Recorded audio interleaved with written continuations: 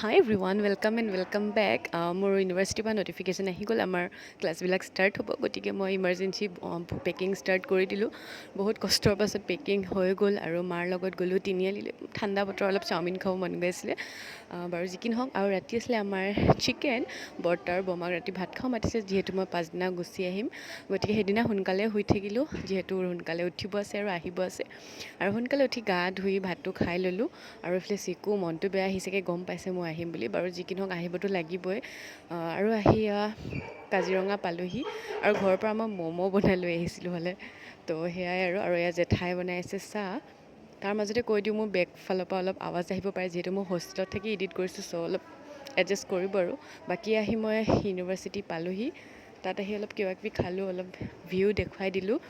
আৰু তাৰপাছত আজিলৈ ইমানতে শেষ কৰিছোঁ ভিডিঅ'টো, আৰু নতুন ভিডিঅ' দি থাকিম। And thank you so' much for ৱাচিং। Bye bye and take care.